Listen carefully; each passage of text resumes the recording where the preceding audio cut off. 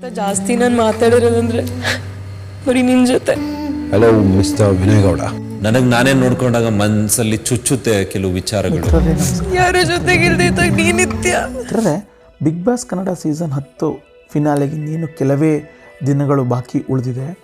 ಇಷ್ಟು ದಿನ ಇತರ ಸ್ಪರ್ಧಿಗಳ ಎದುರು ಸುಳ್ಳು ಹೇಳಿಕೊಂಡು ಫಿನಾಲೆವರೆಗೂ ಬಂದಿದ್ದಂತಹ ಸ್ಪರ್ಧಿಗಳಿಗೆ ಬಿಗ್ ಬಾಸ್ ಕೊನೆಯದಾಗಿ ಒಂದು ಅವಕಾಶವನ್ನು ಕೊಟ್ಟಿದ್ದಾರೆ. ಅದುವೇ ಆತ್ಮಸಾಕ್ಷಿ ಎನ್ನುವಂತಹ ಒಂದು ಕನ್ನಡಿ.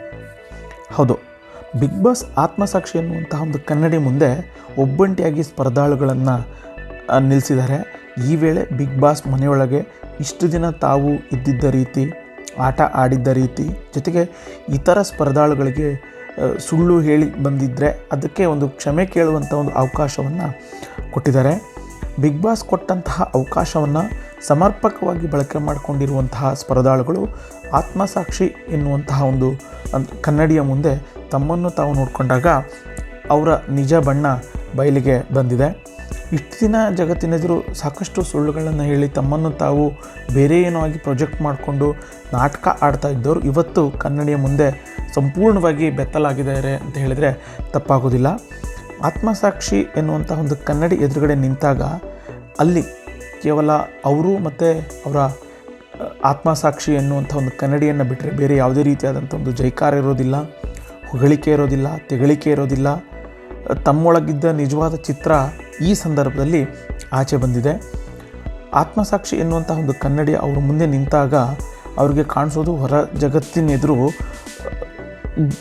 ಜಗತ್ತು ಏನೂ ಕೂಡ ಕಾಣೋದಿಲ್ಲ, ಕೇವಲ ಅವರ ಬಿಂಬ ಮಾತ್ರ ಕಾಣುತ್ತೆ.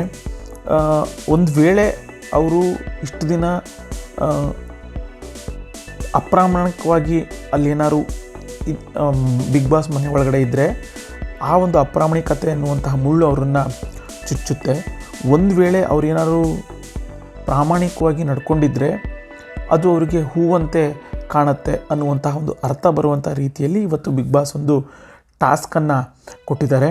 ಸೊ ಈ 6 ಜನ ಬಿಗ್ ಬಾಸ್ಗಳು ಏನು ಫಿನಾಲೆಗೆ ಹೋಗಿದ್ದಾರೆ ಅವರೆಲ್ಲರೂ ಕೂಡ ಆತ್ಮಸಾಕ್ಷಿ ಎನ್ನುವಂಥ ಒಂದು ಕನ್ನಡಿಯ ಮುಂದೆ ನಿಂತು ತಮ್ಮನ್ನು ತಾವು ಇನ್ನಷ್ಟು ಅರ್ಥ ಮಾಡಿಕೊಳ್ಳುವಂತಹ ಒಂದು ಅವಕಾಶವನ್ನು ಮಾಡಿಕೊಂಡಿದ್ದಾರೆ.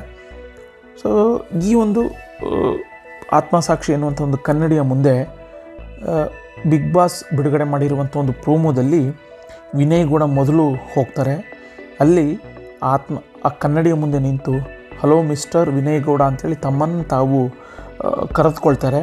ಅಂದರೆ ಅದ್ರ ಜೊತೆಗೇ ಅವ್ರು ಏನು ಮಾತಾಡ್ತಾರೆ ಅದು ತಮ್ಮ ಮನಸ್ಸಿನ ಏನಿದೆ ಅದು ಆತ್ಮಸಾಕ್ಷಿ ಆಗಿ ಒಂದು ಕನ್ನಡಿ ಮುಂದೆ ಬಂದಿದೆ ಅನ್ನುವಂಥ ರೀತಿಯಲ್ಲಿ ಅವರು ಒಂದು ಅರ್ಥ ಬರುವಂಥ ರೀತಿಯಲ್ಲಿ ಒಂದು ಟಾಸ್ಕ್ ಅದು. ಸೊ ಅಲ್ಲಿ ವಿನಯ್ ಗೌಡ ಹೇಳ್ತಾರೆ, ನಾನು ಈ ಮನೆಯಲ್ಲಿ ಅತಿ ಹೆಚ್ಚು ಮಾತಾಡಿರೋದು ನಿನ್ನ ಜೊತೆನೇ, ಯಾರೂ ಇಲ್ದಿದ್ದಾಗಲೂ ಕೂಡ ನೀನು ನನ್ನ ಜೊತೆಗಿದೆಯಾ. ಸೊ ನನ್ನನ್ನು ನಾನು ಹುಡ್ಕೊಳ್ತಾ ಇದ್ದೀನಿ ಅನ್ನುವಂತಹ ಒಂದು ಮಾತನ್ನು ಹೇಳ್ತಾರೆ. ಸೊ ಅದಾದ ನಂತರ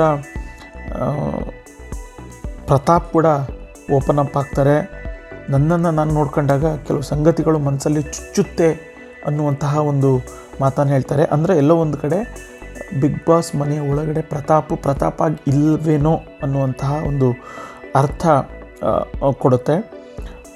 ಜೊತೆಗೆ ಸಂಗೀತನೂ ಕೂಡ ಅಲ್ಲಿ ಒಂದಷ್ಟು ಮಾತುಗಳನ್ನಾಡಿ ಓಪನ್ ಅಪ್ ಆಗ್ತಾರೆ. ತಮ್ಮನ್ನು ತಾವು ಕನ್ನಡಿಯಲ್ಲಿ ನೋಡಿಕೊಂಡು ಕಣ್ಣೀರನ್ನು ಕೂಡ ಹಾಕ್ತಾರೆ.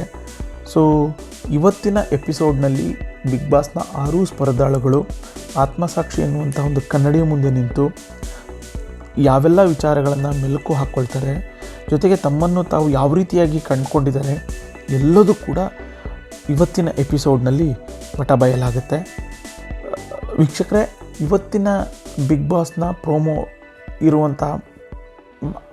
ಪ್ರೋಮೋದಲ್ಲಿ ಇರುವಂಥ ಸ್ಪರ್ಧಾಳಿಗಳು ನಿಜವಾಗ್ಲೂ ತಮ್ಮ ಮನಸ್ಸಾಕ್ಷಿಗೆ ಅಥವಾ ಆತ್ಮಸಾಕ್ಷಿಗೆ ತಕ್ಕಂತೆ ಅಲ್ಲಿ ಆಟವನ್ನು ಆಡಿದಾರಾ ಅಥವಾ ಇಲ್ವಾ ಅನ್ನುವಂತಹ ಅದನ್ನು ನೀವು ನಮಗೆ ಕಮೆಂಟ್ ಮಾಡಿ ತಿಳಿಸಿ.